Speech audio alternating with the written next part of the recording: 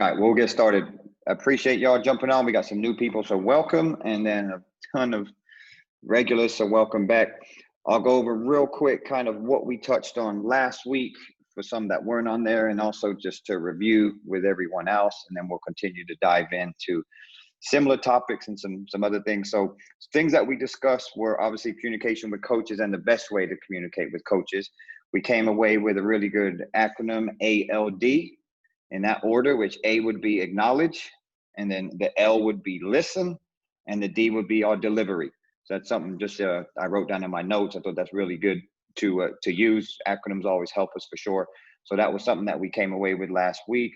We also discussed when we should engage with coaches, as opposed to sometimes not engaging with them. We went over those. Again, this Zoom meeting is on our YouTube channel, so if you need to get it, I can send it to you for y'all to go check it out. We also talked about building credibility as referees, especially as a younger or newer official. And we talked about some different things, strengths that can help us be crew chiefs. And then we dived into some situations that were really interesting to listen to.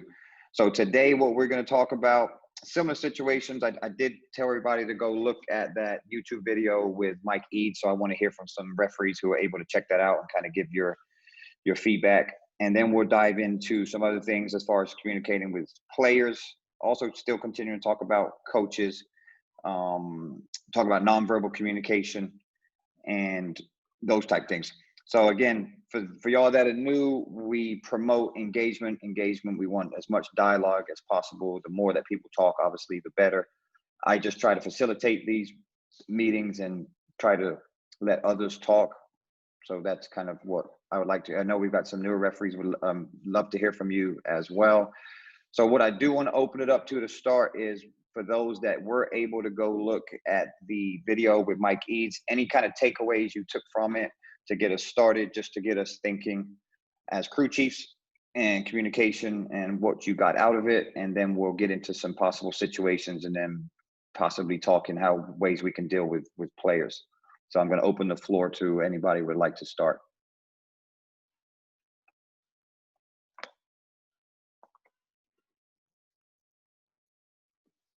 Sounds like nobody did their homework and no one went to go check out the video.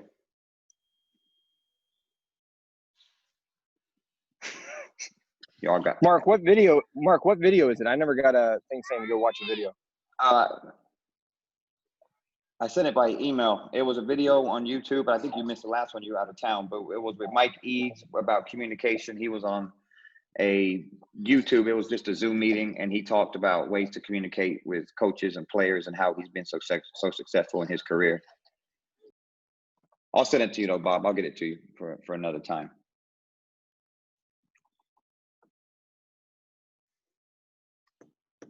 And you guys. Yeah, I know you weren't on it last week either, Reggie. Mark, in what form did it come? Because I'm looking again, because and that's my fault, because I meant to call you because I knew that I didn't see it, but I'm not. Did people get it and not go? That's okay, but I just want to know if I'm missing. No, Mark, this is Brian, guys. Hey, Mark sent it out a few hours after the call last Sunday night, and I'll be honest, I watched the first like 4 or 5 minutes, and then I had kids to put to bed, and I didn't watch the whole thing. So, but yes, I did receive it. Okay. I do want to address something though, because a lot of people are telling me they didn't get invited last week. I don't know what happened, but I have a screenshot that's going to save me. A screenshot that says everybody that was on the email, and for some reason, some people didn't get them. So I apologize. Yeah, thanks, Dwayne. I saw your chat. So some of y'all didn't get on. I do apologize for that. It won't happen again. We're doing these every Tuesday. So I put the onus on you guys. If you haven't got a link from me, you need to reach out and say, hey, Mark, are we not going? I can't be checking in with everyone as far as that. But okay, so that is exercise one. We're gonna go ahead and just squash that, and let's just move into something else. Let's talk players. All right, let's dive into that and see where it kind of takes us. I want to hear from referees what we feel are automatics, what we believe are automatics with players. Also situation with players, knowing that maybe a better player, maybe they have 4 fouls, those type of things. So let's just dive into players and talk through let's go automatics first. What do we feel are automatic technical fouls no matter the situation? Anybody can take it.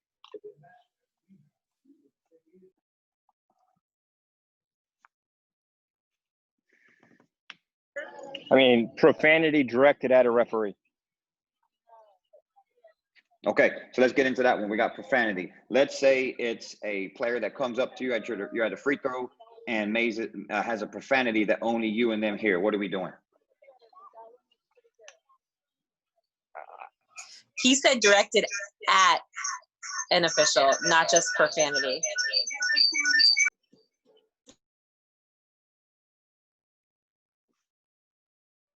Right, I understand that. Yeah, directed at a referee, we know that's automatic. My second piece was a player comes up to you, say you're a free throw line, your trail center, they come up to you and they have just a cuss word for you.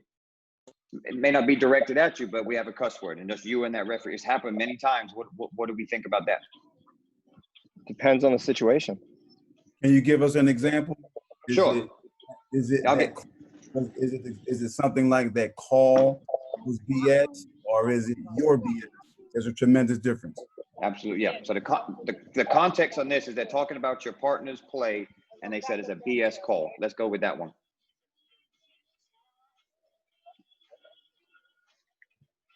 Everybody on here is a crew chief, right? Correct. Okay, so then stop laughing, Brian. So then suppose your partner's call was BS. How you gonna deal with that? Mm-hmm. Let's give it more context, Mark. Thank you.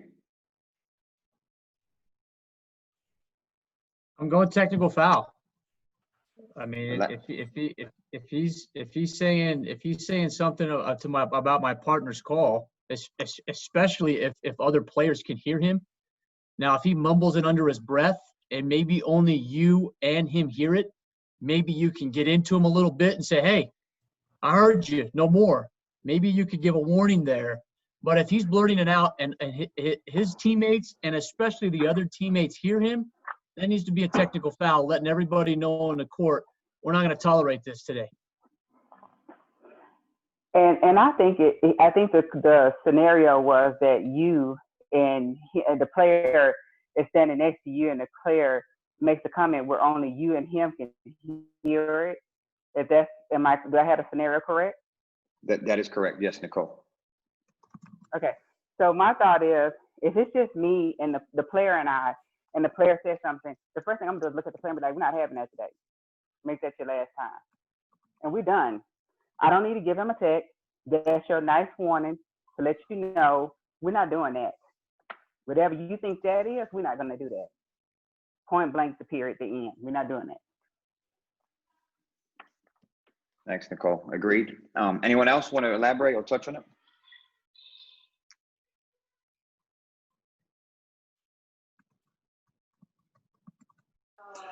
Well, let's take it a little bit further, Mark, on that, what Nicole's saying and everything is like, you say, hey, we're not having any of that, okay? And the next word out of their mouth is a loss for them. Well, I don't care. That was bullshit. Okay, boom, we're done right there. Technical foul. Anybody disagree with that?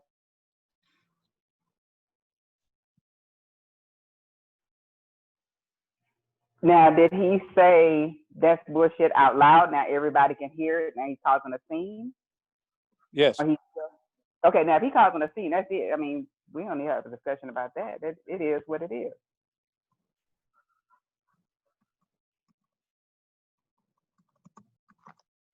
And then if you as coach ask a question, you say, Coach, he made a comment just to me where I could hear it. I told him that's enough. We're not going to have that. I was courteous about it. And now he comes back and he wants to put on a show. We're not doing that. But how many times does he get to do that? Because he said that to one official, and you knocked him down. And he says it to the second official, and he says it to the third official. Why is this young person getting the potential to do it 3 times? I think the first time he says it to anybody, it should be communicated to the crew what he has said. That way, if he does say it to someone else, then there's no third time. There's a second time because you got to give him an opportunity to say it again, right? But now that he's now showing his tail feathers, we're not going to continue to give him an opportunity to do that. I would caution against him showing tail feathers once. Yeah, but he said it when nobody could hear it. And I actually agree with Nicole. I mean, obviously, when the first person he says it first, right, you address it. But like Nicole said, communicate with your partners, right? And so the communication, I mean, I would kind of take a step over, right, to communicate with my partners. And then, I mean, if I'm hearing it again, I mean, obviously he's saying it louder, other people can hear it now, right? So I'm putting myself in that safe zone to give him a technical based on everybody hearing it now. So not necessarily standing around the player.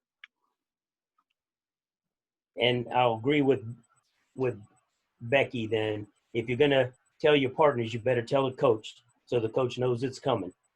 Because this ain't the first day in the first game that this dude did this or this person did this. And if you're working tendencies, you already knew it was coming. So there's no surprises unless you had to travel 6 hours to go do a game.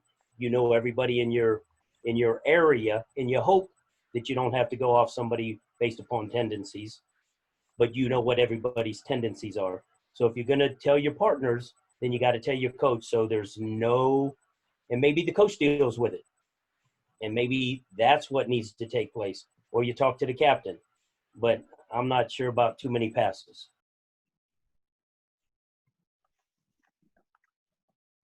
Hey, Frank. I don't think anybody on here has talked about more than one pass. And that's the one pass when it's you and he, and you're the only ones that hear him.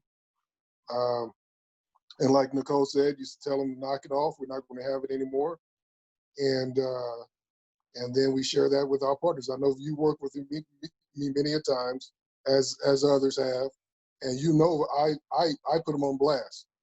I say no more from 23, and I say it loud enough for my partners to hear it and the coach to hear it. So that way the coach is now aware and he's asking, what is he doing, right? And then hopefully one of us will be able to answer that question. What is he doing? He's talking, he's saying something out of his rear or whatever. And that's the only chance that he has. The next comment that he makes is, it better be, I got you, ref, or something to that effect. Anything other than that is a technical foul from either of the crew.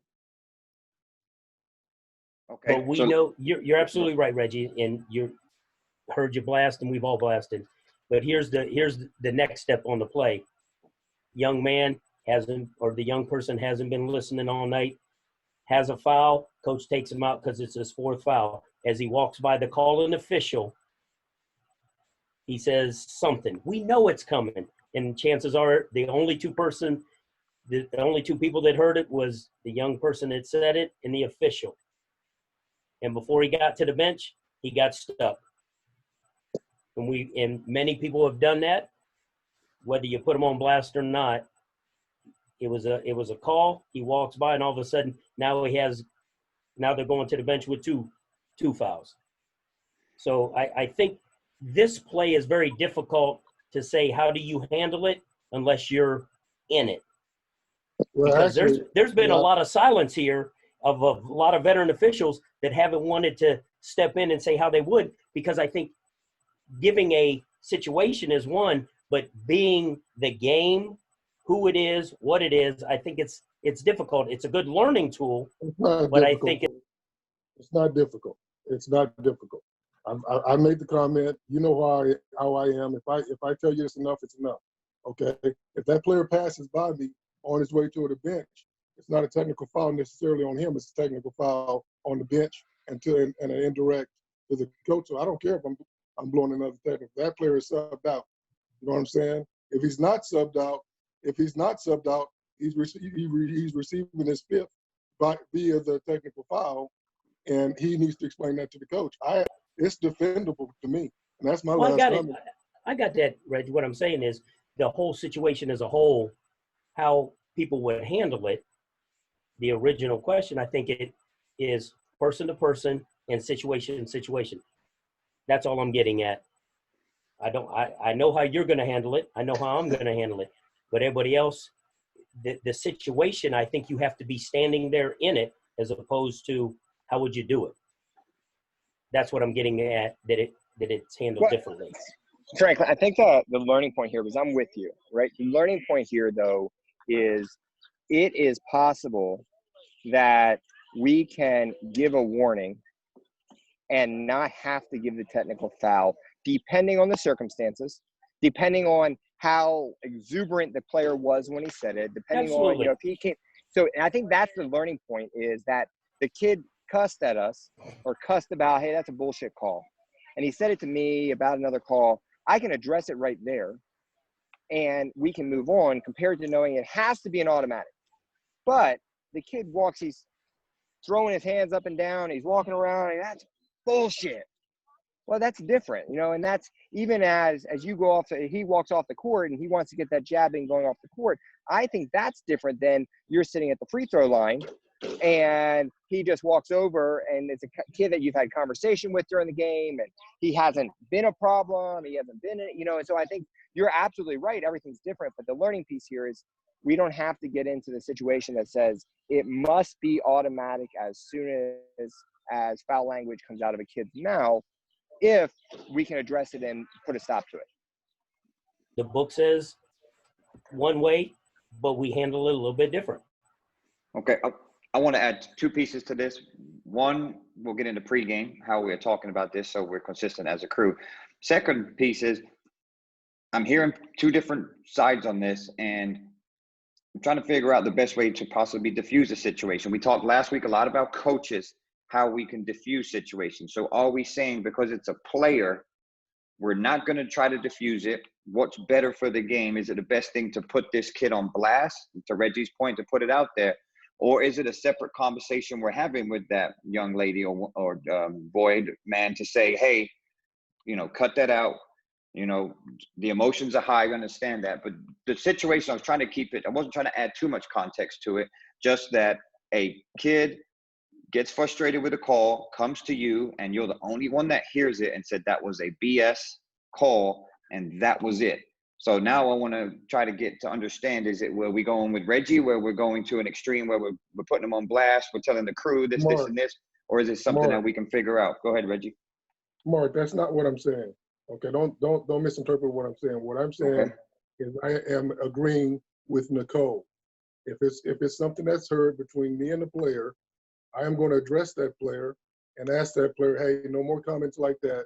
Let's play basketball in that sort of sense. Okay? What that player does next is up to him. Now, if that player does not respond favorably to my comment to knock the cursing or the comments off, then I think that I would let's say you say, oh, that's still bullshit.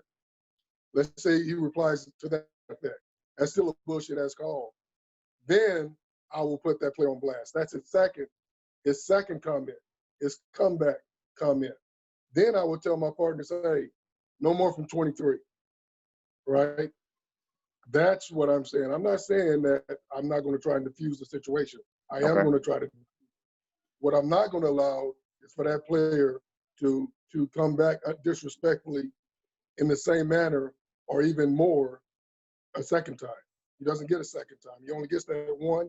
I give him the warning, and then after that, I'm going to see what his behavior is like after I talk to him. Okay, thanks, Reggie. One thing before we get into pregame, I've heard a lot of officials talk about warning players. Who is that? Hold on real quick. All right, sorry about that. Make sure, again, rules of engagement, make sure if you're not talking, you mute yourself. That background can kind of hurt us. Amen. Okay, so my point is that I've heard a lot of referees sometimes talk about warning players. So I've even seen officials stop the game and warn players in the book. Let's talk in a group about what are effective ways to warn players. And then I want to get into pre-games when we're talking about players. So anybody want to discuss effective ways to warn a player? Probably somebody Mark, new. Yes. As we transition into that to warn players, just one key point is the same way with coaches, and we have to understand what they're trying to communicate. is the same way with players. So everyone talked about dealing with the behavior of the player, but did we talk about how to address the player's concern for the call? I just want to put this out there. I agree with everyone. Once you say something to them once and they go to a second level, this discussion's over. But one of the things I just want to add is you talking about the fusion, bridging gaps, linking people up. If it was your call, then you have the conversation with the player. If it was your partner's call, one of the things I like to do is encourage that player to go communicate directly with that official. And then that could prevent on down the line, things blowing up. So the behavior of the player is something totally different, or it's not something different, but it's multiple aspects to that. It's what the player said and how the player said it. So deal with the behavior first, and then you can maybe address the question. So that's the only thing I want to say before we transition into the next thing. Yeah, that's good. Thanks, Brian. Appreciate it. Anybody want to add to that or get into ways to effectively warn players?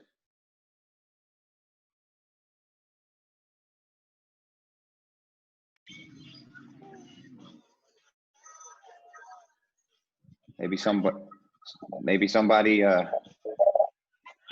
anybody new?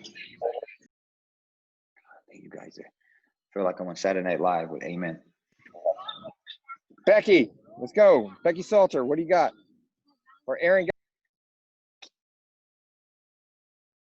Yeah, last week we didn't have to call on anybody. I don't mind doing that. But yeah, if somebody wants to, if I need to start calling on folks, I will. Mark, real quick, this is David. Yeah, David. I think just like Brian said, the original question you said was this player came up and said this was a BS call, and Brian made that comment. What if it is a BS call?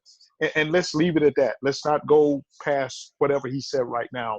So if he walks up to you at the free throw line and say that was a BS call, and you know it's a BS call, how will we address that?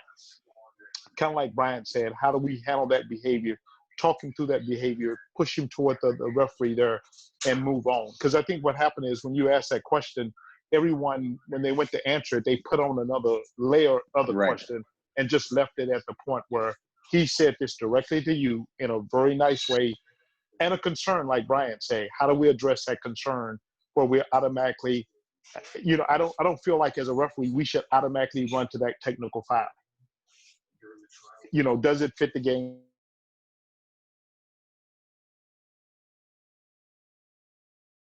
Once he comes to you, me personally, I'm going to address it and say, hey, we're not going to do this, but it's going to be between me and him, and then like Brian said, I would ask him to go ask that other referee what he saw next dead ball. Talk to him about it.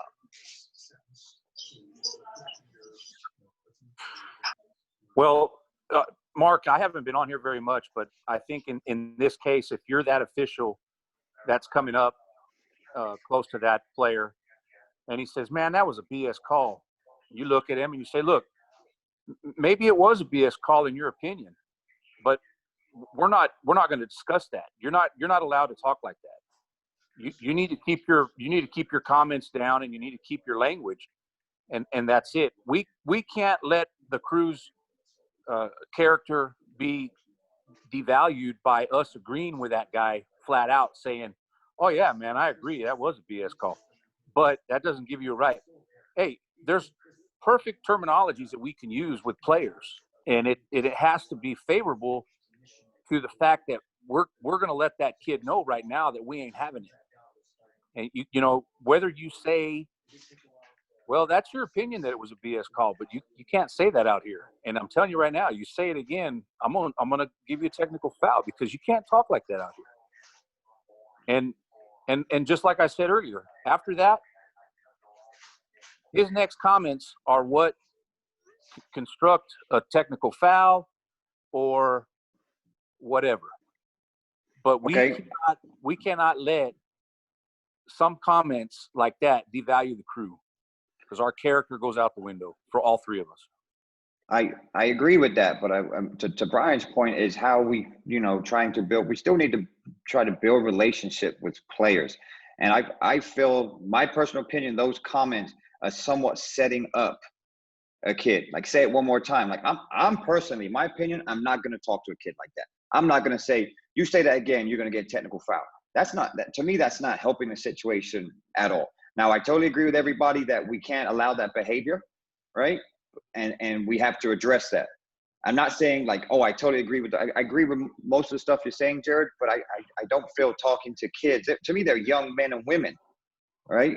That they get emotional. I'm not making any excuses for players, but what I'm learning over this whole Zoom stuff that we haven't been working is better ways to communicate with coaches and with table crews and partners. And now we're into players. I understand we have zero tolerance with players. I totally understand that. But I still think there's more effective ways we can communicate with players when they get emotional. We'll get into taunting here in a little bit, but I just wanted to touch on that. Let's talk pregame real quick. Okay, so I kind of keep going around and around. Go ahead, Reggie. Thank you. Just let me 3 points to Jacob, to Jared rather. 3 points. You address the comment, right? You acknowledge that maybe it was a BS call. Number 2, you acknowledge that we can't make comments like that to the player. And number 3, we encourage that player to go to the official that he's questioning and ask him what that player saw. And that allows that player to continue with open communication with the crew. Thank you. Totally agree, Reggie. Great way to put it. Absolutely. We'll get an acronym for that. What was it? 3? A? We'll figure it out later, Reggie. But I like it though. Really good. That's good. All right, let's talk pregame.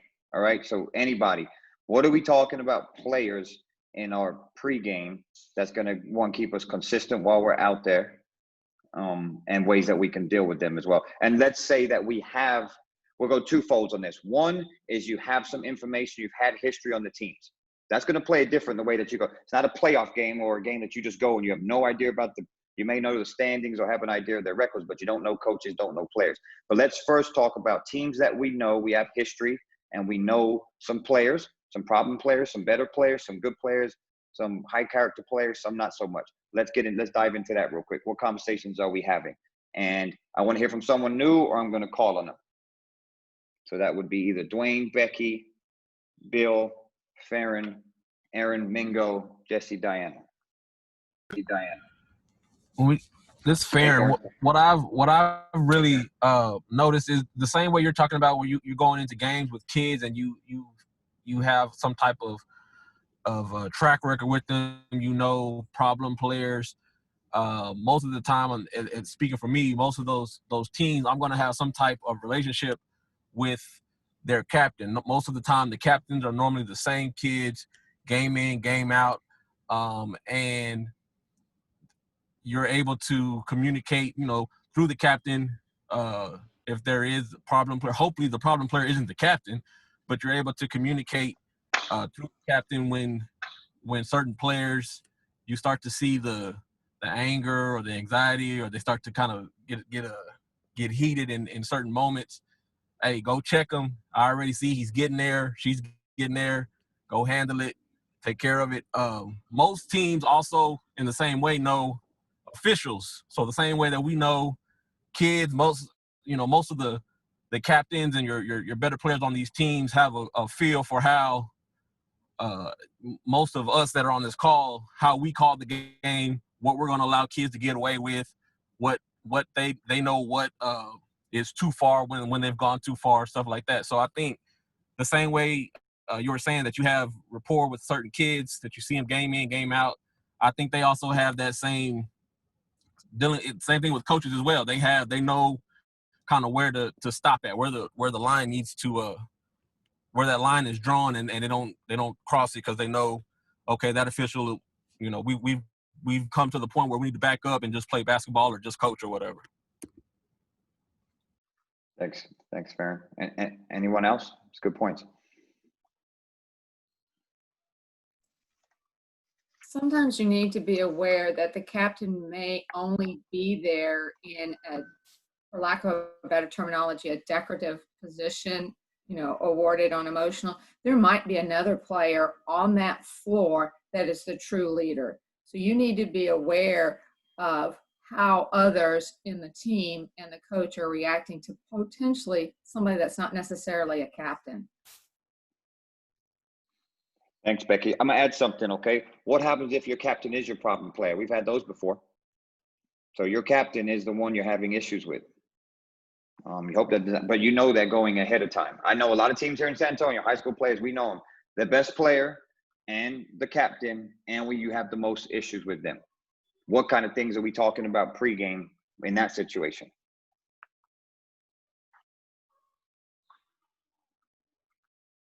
We all agree we need to be talking about players in pregame, yes? Okay, because it seems like not many want to discuss about players. It's a big aspect that we need to address.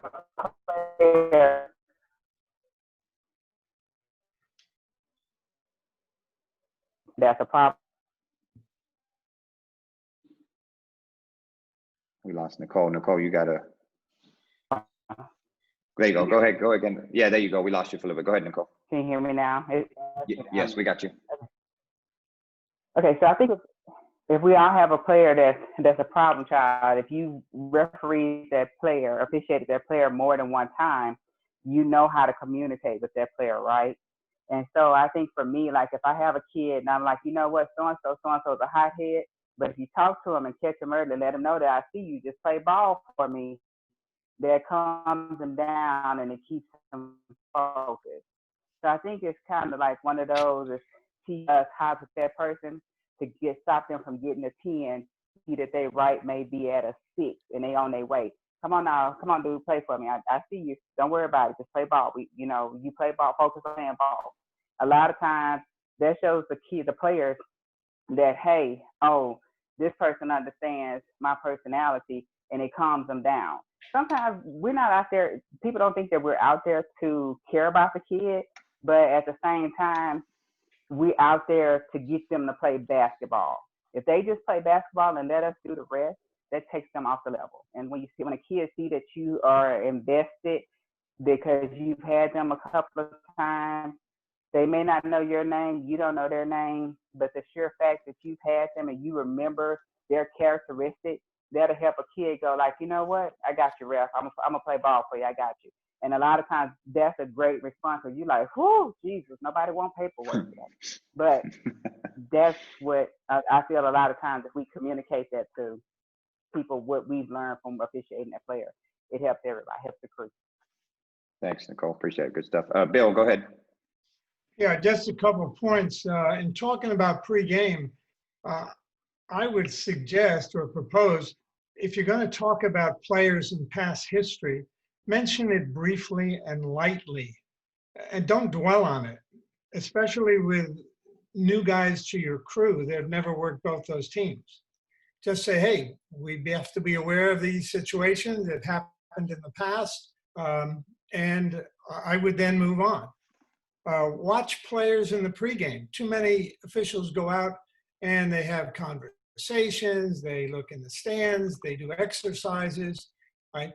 See how the players are reacting to each other in pregame.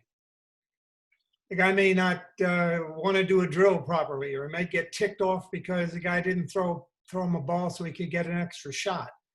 He may just be going around with a grouchy face. And he's the guy that, oh my gosh, that's a guy that could be the problem child. When I've talked to the captains before the game, if I know we're going to have, if the possibility exists that there are people in there that could be an issue, I talk to both the captains. I look at both of them during a comment that might be, guys, we're here to work with you so you can have the best game possible. Right? If we tell you something, it's to try and keep you in the game, not take you out of it. Work with us. You're the captains, okay? If you are immediately available, you are the first person we're coming to. You know your team better than us, right? So take it with that we want you to keep in the game. And lastly, nobody's mentioned it yet, you know, during timeouts and intermissions and all that, don't overlook the importance of the assistant coach. Because a lot of times, you know, he's like the the manager of player conduct at practices. He may know the kids better than the head coach. It's got to parcel them out to everybody else, parcel his attention out to everybody else. And if you're mentioning it to the assistant coach during an early timeout, hey, I need your help with 14 or I think you got to tell them to cool down a little bit. And or something that's appropriate to your style that gets your message across. Right? I don't think anything that I mentioned is a big risk, but it gives you a foundation that says, okay, we discussed the possibility in pregame. We came out, and from the get-go, we're looking at the players as the game starts. All right, we're going to use the captains. We use assistant coach, so if it comes down to where something has to be done, that we can be prepared for, or hopefully be prepared for, then we can take care of it smoothly and get on with the ball game. Thanks, Bill. Brian Garland, go ahead. Bill made some very great points, and I just want to tag on the back of a couple of things that he said, or reiterate a couple of things he said. The style piece. Everybody on here is different, and everybody on here is going to have their own style about how they approach situations. But remember, I think what I don't want us to miss is we're not talking about communicating with players as if we were the U2 on the crew or the U1. We're talking about the communication piece as being the crew chief. And I believe that takes on just a little bit more responsibility. And I think it takes on a little bit more patience, not to saying that we're going to have our automatics, but I just want to put that out there because we don't want to be known, because the players know, oh, we got so-and-so tonight, they're the referee, we won't be able to talk to them tonight. So before you even toss the ball, you're now into a negative situation. That entail runs into the player going to the coach is telling the coaches, well, I can't talk to them, da-da-da-da-da. So it just snowballs down. It just snowballs down. And I can say that because I've seen it work the other way, where you've got a good rapport, a decent rapport with players, whether they be captains or other players on the team, and they in turn will help you deal with coaches. We can talk all day long about coaches, but the one thing that I really love that you guys are doing is you're bringing in the piece about the players. That's equally important as we move on and become better as referees and more particularly as crew chiefs. We have to engage players, and that's the one thing I wanted to say. We have to engage them whether we want to or not. The old school style when I came up, it was we not talking to players. We just I've heard I came up. It was you play, I'm going ref. Now what type of communication was that, and how effective is that? You lost me from the beginning. Matter of fact, I played and I heard that, and quite sure some of us probably the same thing. So engaging players, whether we like to or not, whether that's in our particular toolbox or not, I believe is necessary. I just wanted to make that point. Thanks, Brian.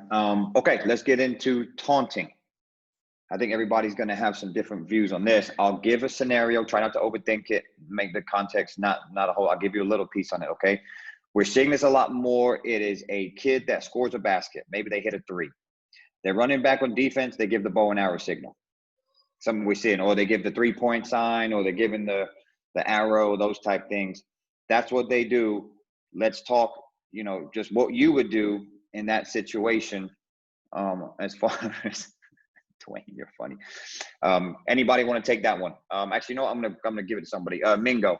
So Mingo, if hopefully you can hear and you can unmute yourself. But that's the situation. You have a 3-point shot go up by a kid, and they're running back on defense, and they're giving some kind of signal that they, I guess you could say showboating could be the word, but they're giving a bow and arrow or showing a 3 signal. What are we doing in that situation?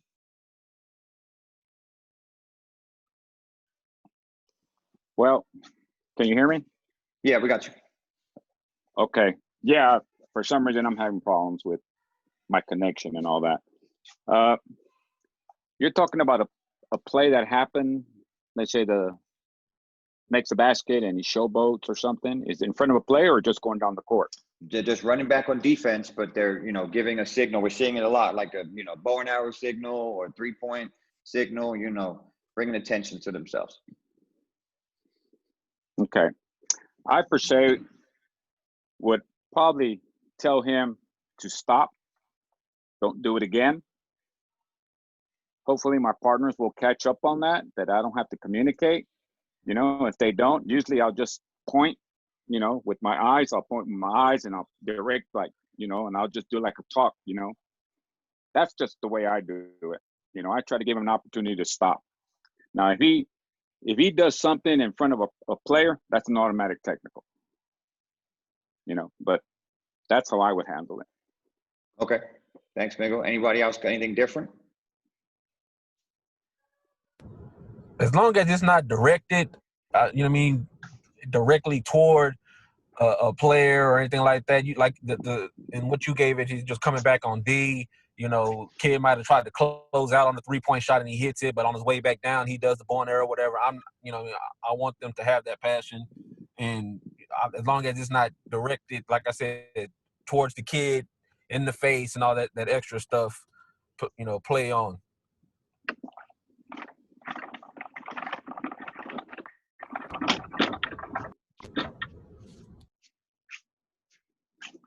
Anybody else? Yeah, Mark, this is Dwayne. Dwayne, go ahead. I would add in though, if this is, the second or third time that it's having to be addressed with that same player, right? And I think you might have to get to that next level. If it's just that one-time passing, then then do your best to address it and move on. And at the same time, like Bill said, next time out, go talk to the coach, the assistant coach, and say, hey, we can't have number 23 doing that after a shot. Just help us out with it. And you just kind of move on from there. It doesn't have to be a big show about it. It can be addressed real quick. Now, again, talk to your partners when you get to the next time out and say, hey, I've addressed 23. Let's just make sure we're consistent with it, and kind of move on. Now, if it is in the face of another player, then it has to be addressed immediately, right? Clapping in somebody's face, shooting an arrow at somebody, anything that's going to cause that other player to react, it has to be dealt with immediately. Mark, who was on before Dwayne? Farron. That was Aaron? Farron from Corpus. Farron. I had a question for Farron. I just want to know if he would. Would address that. Like, is it okay to do it if you don't? Is it okay to do it throughout the whole game? No, not necessarily. No, we're not talking about throughout the whole game. I mean, in the situation, I'm guessing Mark is saying is just he comes out, hits the first shot, and he does it whatever on the way down. Just going back on defense. Now, if it's something that's continuous over and over again, then yeah, we need to address it. But I'm not gonna tee anybody up off of their first shot and a bow and arrow or whatever going down just to play defense. I'm not gonna pull the trigger that quick on that. Farron, I think what Kenny's asking you is, are you just not a technical foul, but are you going to be addressing something, saying something to that player? Say you're new league going down the floor. I gotta hold on, my friend. Hold on, I'm gonna mute you, Frank, because every time you're on, it's gonna echo. So, I think what Kenny's asking you is, are you going to be talking to that player if they're coming down the floor?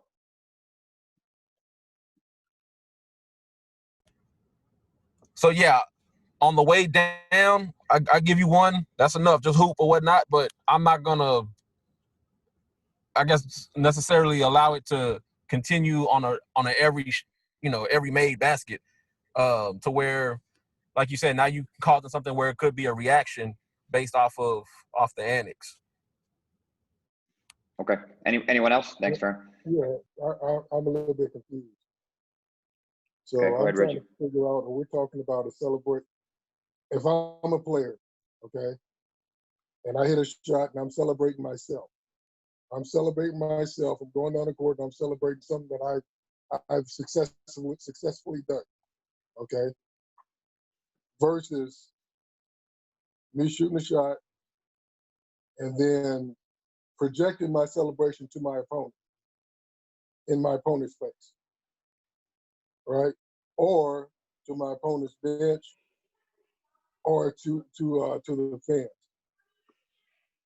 I think those are two different scenarios. Yeah, And correct. the one where I'm celebrating myself, right, by myself, within myself, I don't think I should be penalized for it. I don't think I should be warned for it.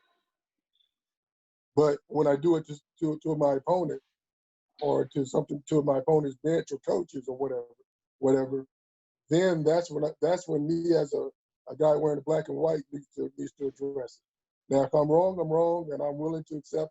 If I'm wrong, I'm wrong. But Mark or whoever, please tell me if you guys are telling me that we should stop someone from celebrating something that they've done by themselves. Okay, so I'm starting at the base. I was trying to start here, and then I was going to add layers to it because it does change, right? So the first situation was they're running back, and they're just maybe doing a bow and arrow to the ceiling. Okay, so it is happening like all the time. I see it almost now. I'm not saying that they're doing it at a player yet. We're not getting there. All right, I'm just saying that they're doing something like not necessarily a regular celebration, right? Because I can clap, I can go back, I can get hyped or whatever. I'm talking about like a bow and arrow all the way up to the ceiling. Some people may not say nothing. Like to Reggie's point, you're not going to say nothing. Some may address it. That's the conversation I want to start with. Then I was going to add some layers to it. One was going to be to the fans. One was going to be to the player, those type things. But I'm just starting at the basics first to see where we're at and then add some layers to it. Does that make sense? Absolutely. Okay. All right. So my personal opinion is I don't think we have to make a huge deal about it that they're celebrating. We don't want to take emotions away from the game, but I still believe there needs to be a conversation, because if there is no conversation, then something, say they do it again, and then we have a reaction from a player. Let's just say they hit back-to-back threes. The first one they do it, boom. Then they hit another one, and then they do it. Now the player gets in their face. They're upset because they're embarrassed or they feel like there's taunting, whatever. That's why I personally believe it's a conversation you have with that player. Hey, great shot, number 5. Okay, but we need you to, hey, I don't need you to be doing that bow and arrow, or hey, just relax a little bit, but something of that, just to kind of get that kid back down, not taking away that it's a great shot, not taking away the passion for the game, but I think we need to be aware of it. That's my personal opinion. I'm not saying warn the kid, stop the play, make it a big deal. Going to the assistant coach, I don't think we're there, but that's why I wanted to just kind of discuss it. My personal opinion. Anybody else want to add to it?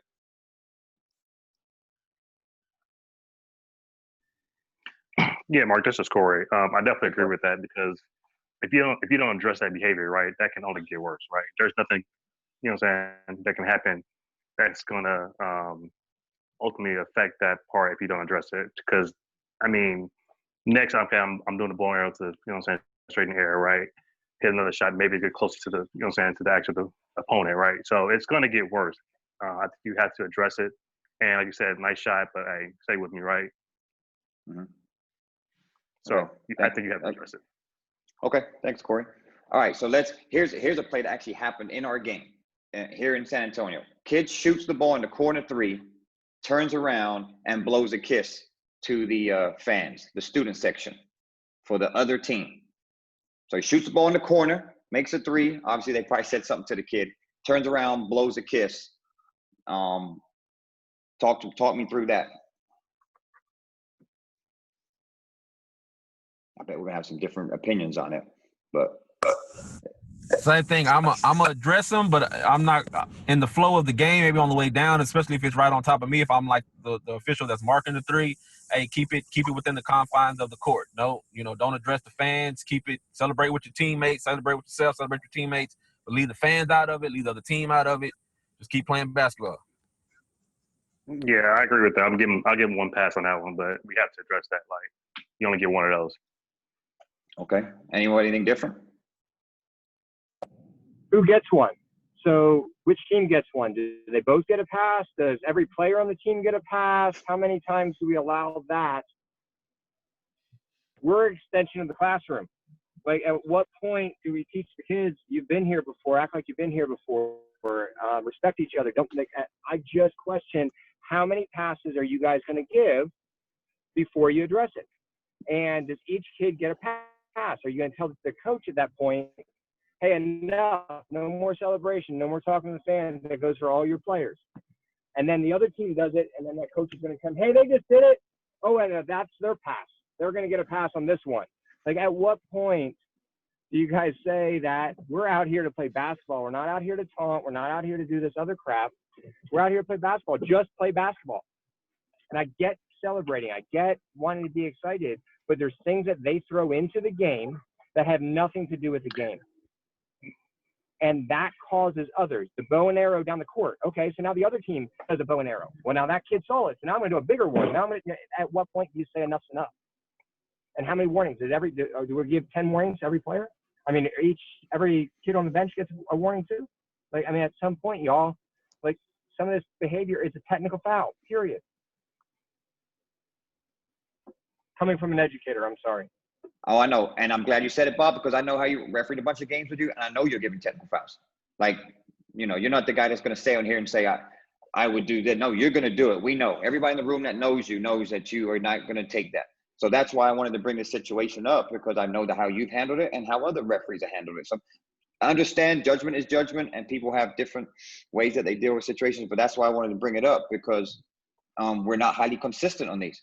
And when we get into consistency, you know what happens. Then we get some upset coaches, players, fans, you name it. The list goes on. So thanks for adding that, Bob. Anybody else? Yeah, Mark, I got something Jared to and add. Reggie. Yep. Because we have a high expectancy of doing the right thing, and we all know that when it's on the court, it's on the court. But when you get the fans involved, other stuff is going to happen. You could have a riot. You could have fans coming off of the floor going after that kid. If we don't put a stop to the players talking to the fans, to the opposite team's fans, or the student body section, i.e., I think that deserves a technical foul, in my opinion. Kid hits a three, turns and looks at the student section and just blows them a big old kiss. I'm stopping the game right there, because we can't let it get out of control. And we've seen it happen where something like that can get out of control. Now, it's a little bit different when it's on the court, in the court, you know, like shooting the arrow up. We can talk to that player. Hey, just make sure, you know, keep that stuff down. Don't do that. But when you're addressing the fans, like Bob said, I think that we have to issue a technical foul to that player, in my opinion. Okay, Bill, then Reggie. Go ahead, Bill. I know, so you raised your hand. Okay, I'm taking a look at Rule 10 in regard to technical fouls under Article 6. The first thing I'll say is the subparagraph C, baiting or taunting an opponent, sounds like an incomplete sentence that should be expanded to say baiting an opponent, fans, or anything that will disrupt the good measure and conduct of a game. However, they do put a note in there that says National Federation disapproves of any form of taunting which is intended or designed to embarrass, ridicule, or demean others under any circumstances. They didn't have to say fans, they said others. And if they can demean the game crew, if they can demean the table crew, if they can demean the other team, the player that's guarding them, the fans certainly fall into that. And I agree with Jared that and Bob that that's drawing attention to yourself in an unsportsmanlike behavior that is not acceptable by the rules. And that's not just a within myself celebration. That's taking it out of yourself and saying to somebody else, I don't think you're good. All right, I'm me. And how did you like that and get worse? and we don't need it to escalate. Thank you. Reggie, go ahead. Mark, Yeah. I can't speak to this. Why not? Because you guys are taking the people or the human element out of it. You know, you guys are going black and white with this, and this is not black and white. This is emotions. Let's say the fans were taunting him all game, and now this kid finally does something good, and he wants to blow a kiss to the fans. Are you saying you're going to tee him up for that? The game administrator hasn't taken care of the fans, and the fans are on this player. We can't control the fans. The only thing we can control is the player. So now we're going to penalize that player for turning around and responding to what he's been ridiculed most of the game with. So I don't get it. I don't get it. I would rather talk to that player and tell him, hey, I understand what's going on. Just try and stay within the game. Don't direct anything to the fans. First time. Now, I've already had that conversation with him. Possibly I've had it with the coaches, the same conversation with the coaches. And then if it happens again, now I'm entitled to do whatever I feel I need to do at that point because it's defendable. But other than that, you guys are just taking emotion out of the game, dismissing it. That's all I got, Mark. Reggie, I'm with you. Don't get me wrong. I'm with you. I'm just trying to facilitate, but I'm with you. I personally would not give a technical foul. One being a ball player, and maybe that's not a good excuse, but I understand, you know, how fans can be. Fans can be brutal. They may be cussing at him, doing other things like that.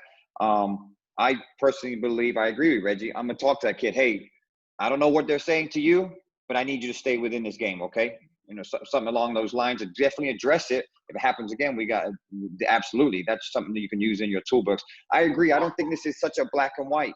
I truly don't. I think there's a lot of things that go into this. And that's why I wanted to bring it up. Marvin, go, and then Jared, you can go next. I concur with you and Reggie, but your fallback is like Bill said. You know, your rule book and your rules and how you apply your rules is one thing. And I think before we go straight to the black and white, like Reggie says, by following what the rule book states, which is covered under that article Bill talked about, we should be compassionate enough to at first give a warning before we go start burying everybody on these situations, unless the situation is so severe that it warrants a technical foul right away.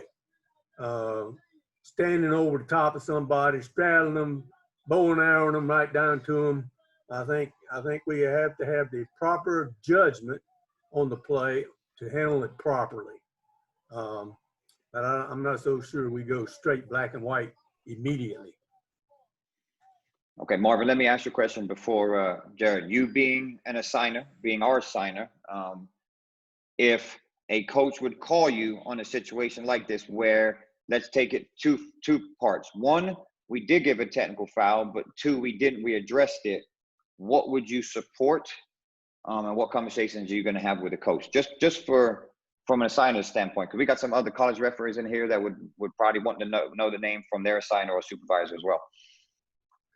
But the first thing I'd ask for would be the film, so I could see the film, see what happened.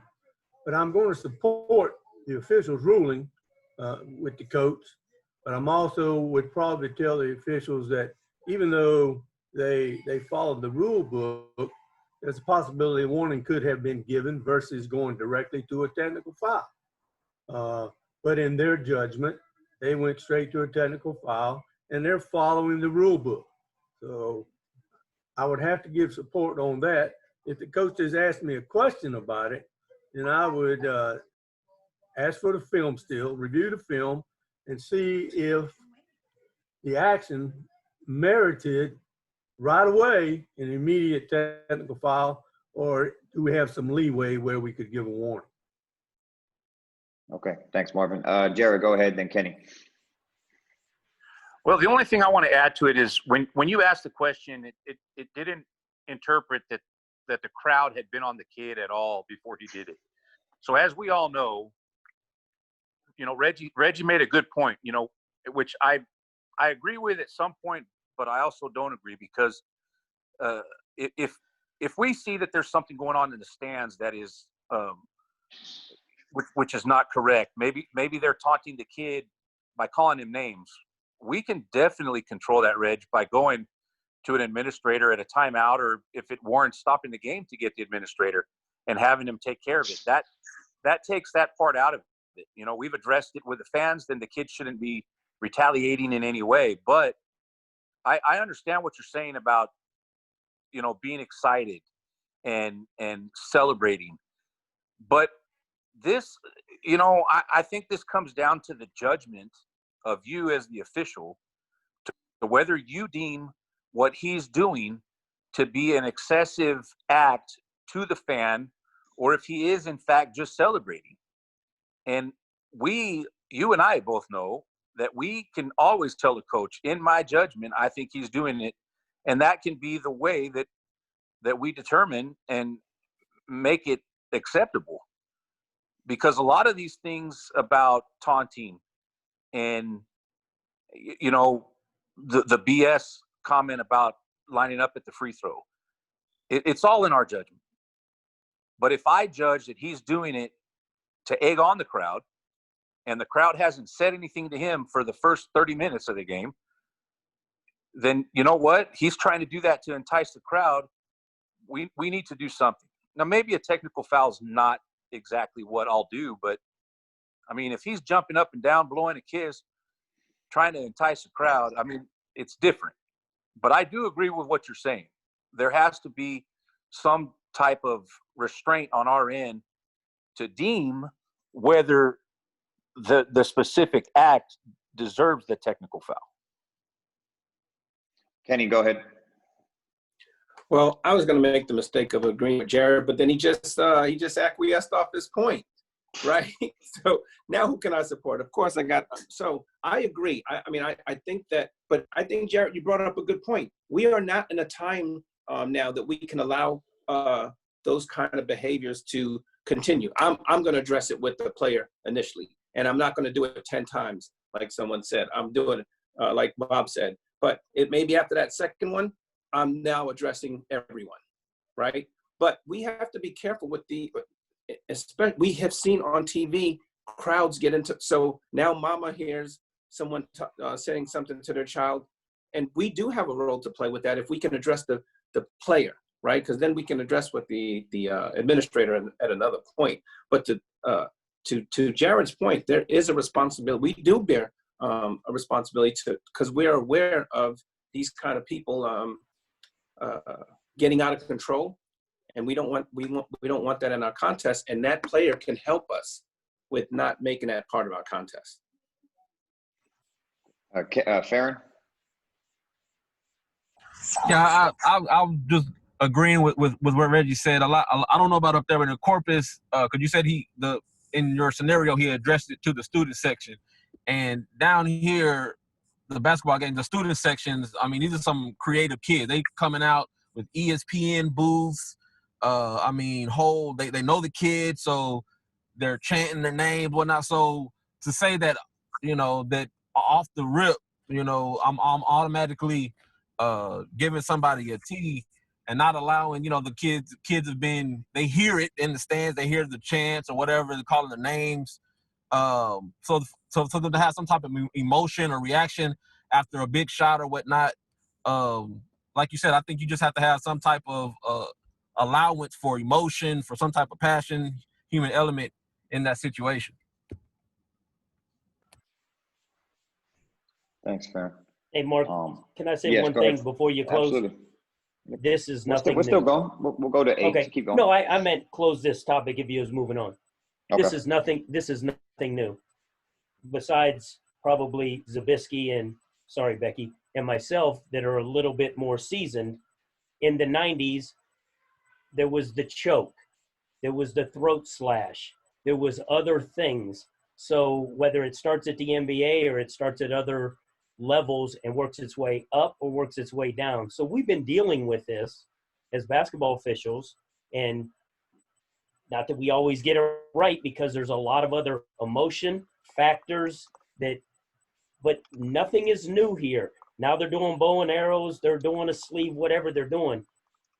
They have been doing this off and on for a long time. So I think it goes back to being a little bit consistent. And it really comes down from San Antonio is we just got to stay consistent within. But this is nothing new. When you did the bow and arrow, first thing I thought of was Reggie Miller doing the choke sign or the choke.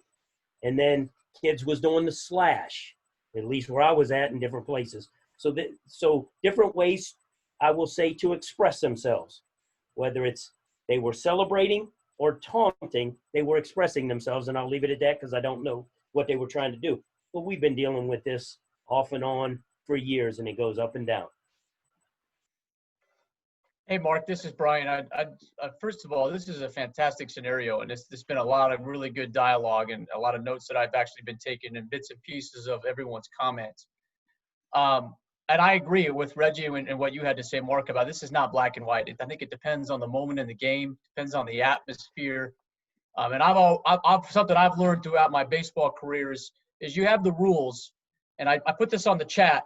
We need to use the rules to solve a problem, not to create a problem. So thanks to Bill for looking this up, because as we were talking about the technical foul, I kept thinking, do we have a rule that would back us up if we were to enforce a technical foul?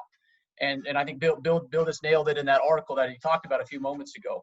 But we have to think about, okay, if we're going to do a technical foul, is this going to solve this problem, or is this going to create a bigger problem throughout the course of the game? And I think that's just something we got to keep in mind. But great scenario and very good points by everybody.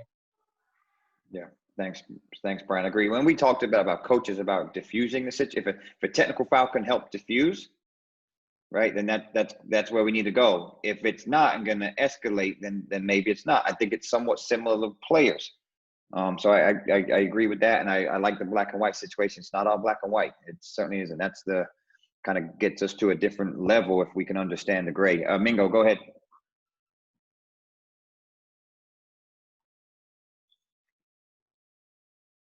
Mingo, you raise your hand unless you did it by mistake.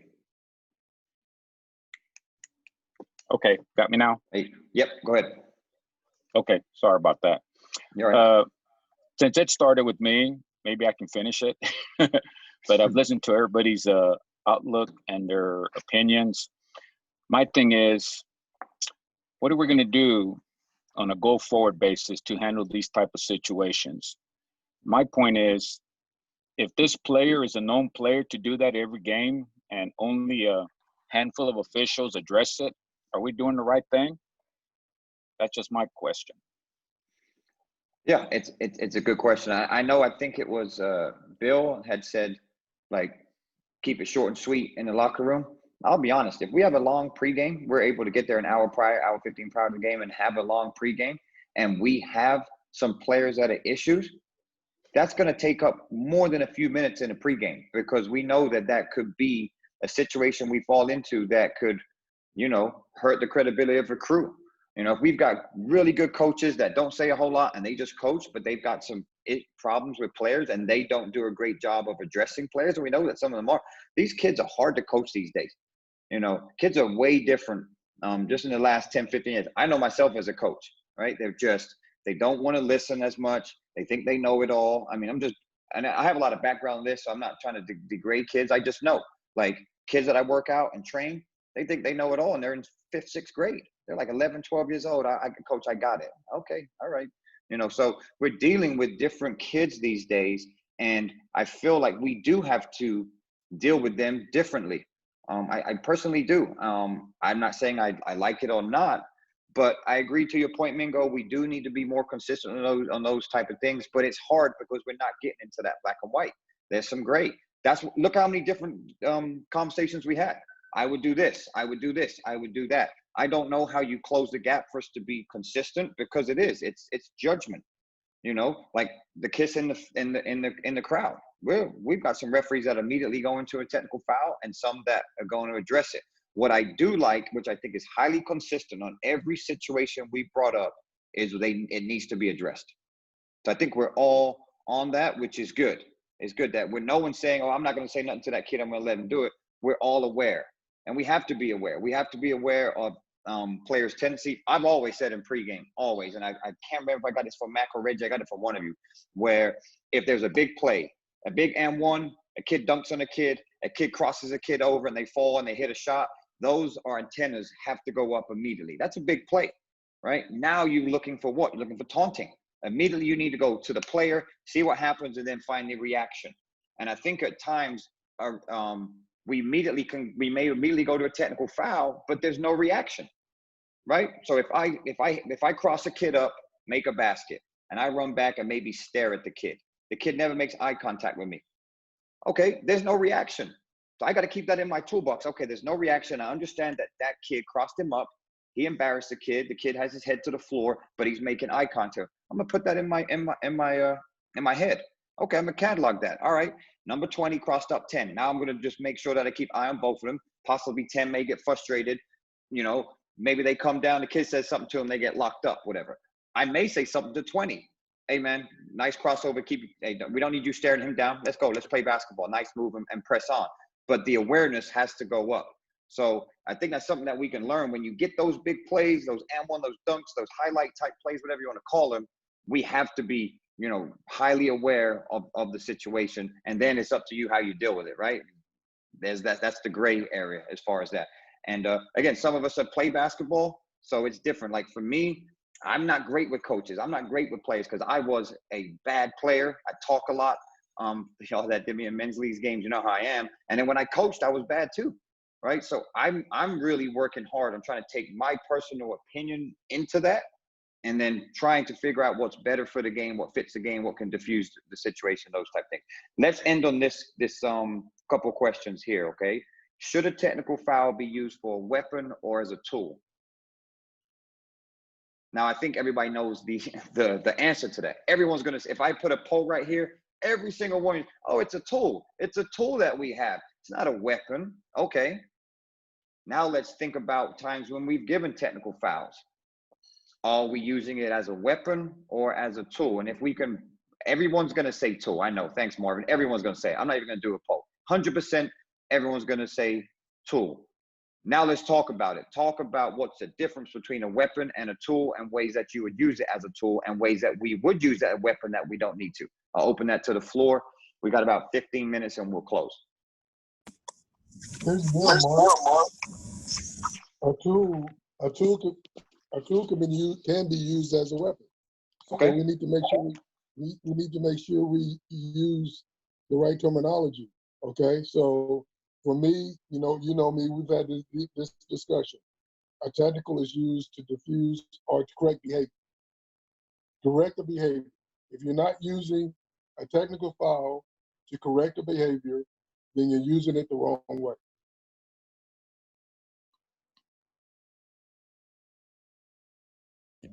I agree. When you're using it when you're using it out of emotion or out of oh yeah, watch this, then we've gone from it being a tool to now it's being used as a get back, as a weapon.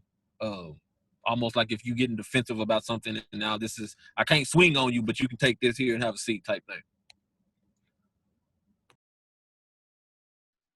Yep, agreed. Anyone else?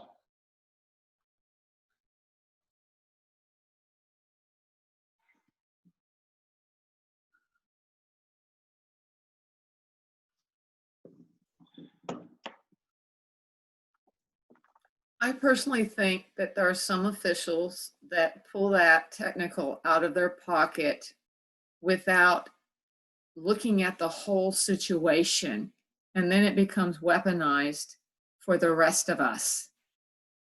If you're not a person that pulls a T out every time somebody looks at you cross-eyed, your T holds a little bit more weight when you do have to use that to diffuse a situation or correct a behavior. Just my opinion. As a former player in both high school and college that probably led both teams in technical fouls, I think I speak from experience. Becky, I heard about you. I haven't seen film yet, but I did hear that about you. Anyone else? Thanks, Becky. All right, let's end it. All right, let's end on this then. All right, so we've talked a lot about different situations and all that. Let's end on a positive note. And I think the biggest teaching point we can all take away from this, think of some ways that are the best ways to try and diffuse giving it. We've already talked about automatics. All right, so we know what automatics are, some that are kind of borderline that gray area, and it's going to be hard for us to be consistent on that because everyone has different views on those. But let's discuss ways we can diffuse giving a technical foul, and we're still talking players. This whole Zoom meeting has been on players, but what are ways that we can do that? Just a few little, bullet points or little quick hitters that can help diffuse situations. And let's even talk about, verbal, and even talk about, even getting in between players. We always talk about let's never get in between players. Okay. Sometimes there's just two players right there. You're at lead. You can just hop right in and do what you need to do. Sometimes that helps. Just some, any opinions as far as that, as some verbal things or some, some, I hate to say physical because we shouldn't be touching players, but we've all got in between players before to help and diffuse it. What do you guys got on that?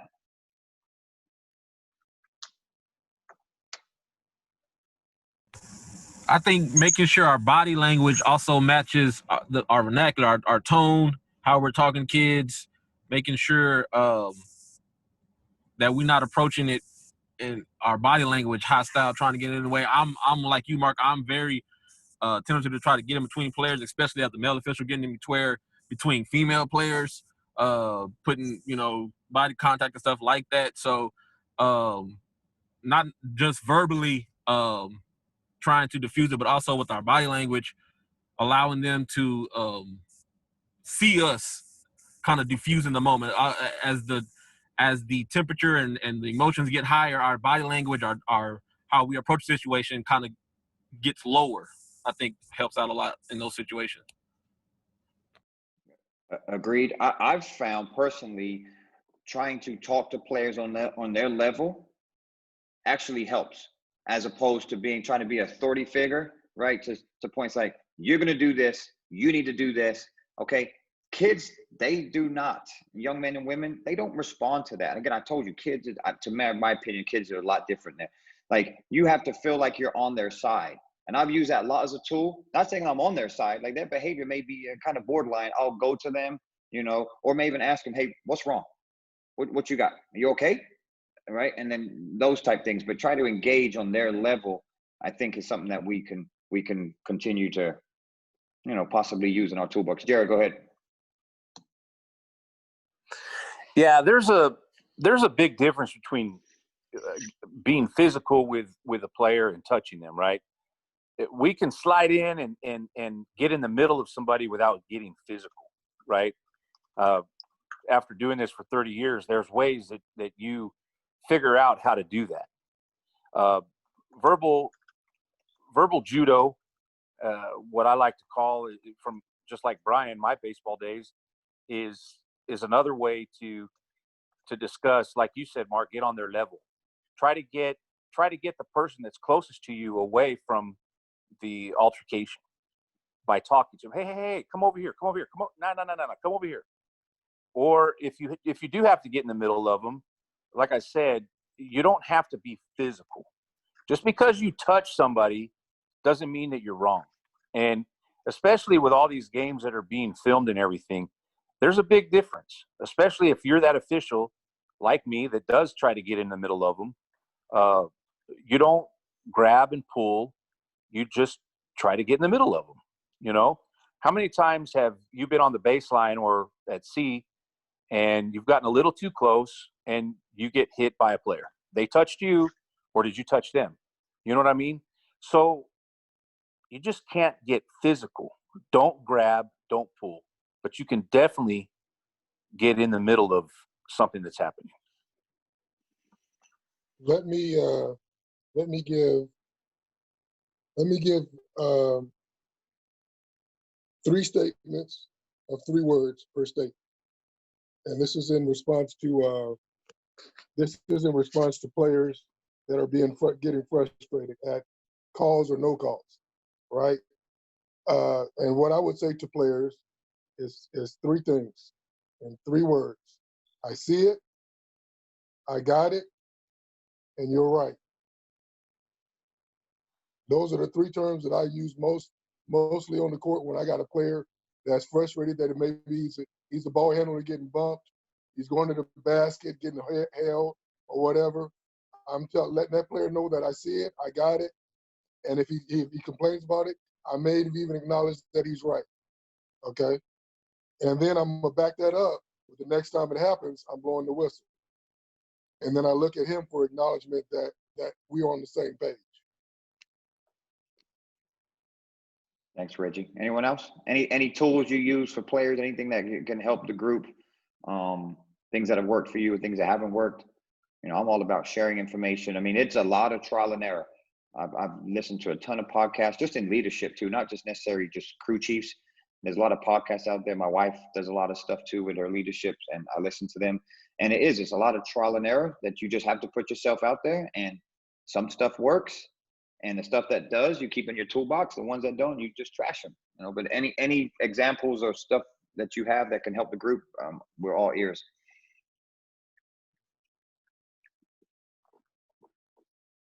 Hey, Mark, something I've learned, especially dealing with these 17 and 18-year-old high school kids, is they want to be heard. And I think you brought up the ALD, the acknowledge, the listen, and delivery. I think we need to listen to their frustration. I think our demeanor is so vitally important when we're listening to them.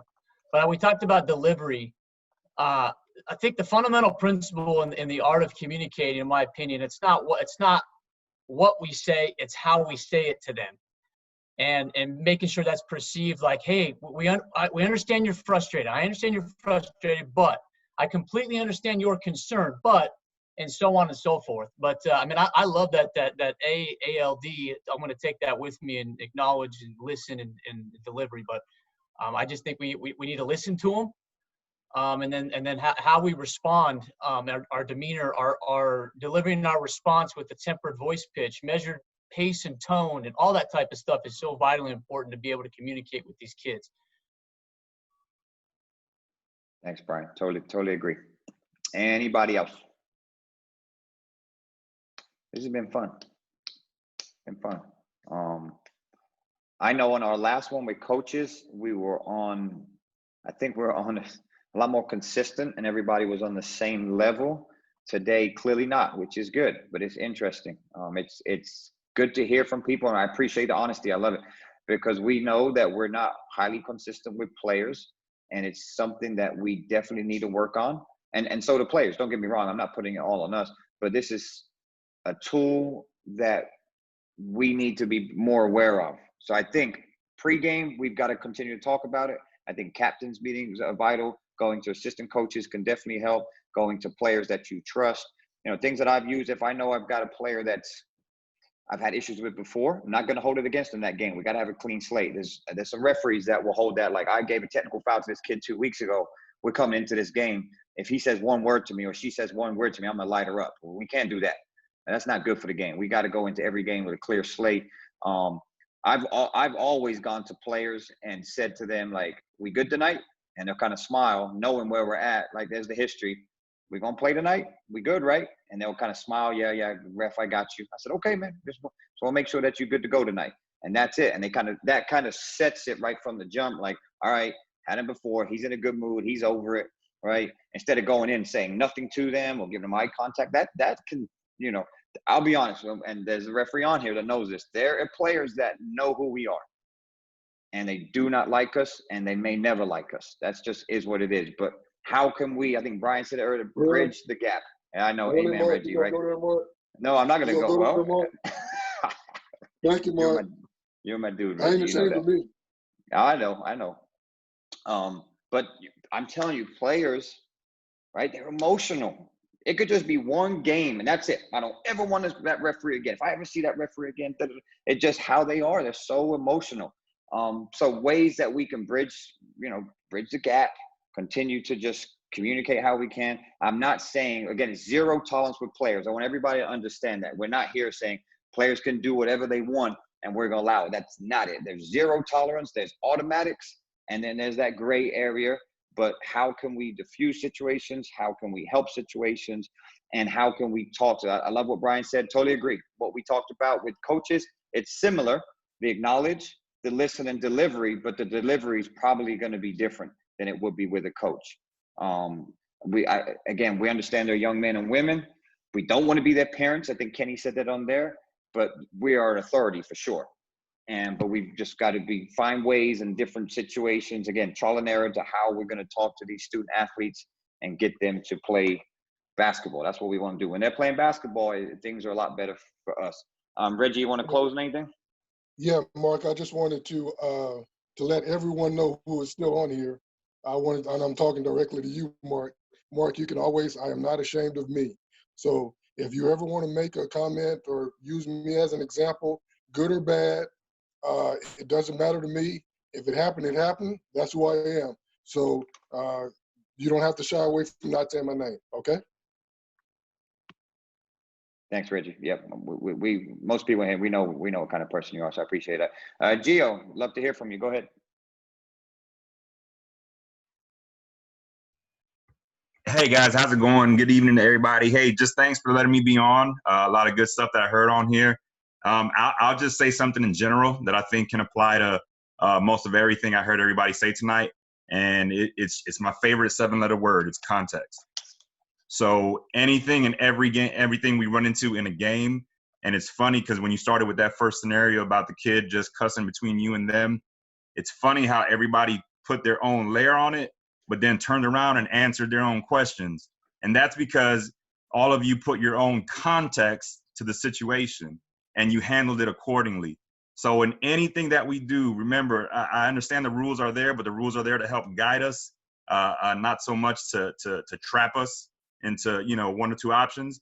So just context, it'll be your saving grace out there. And again, appreciate y'all letting me tag along tonight, and good job. Thanks, guys.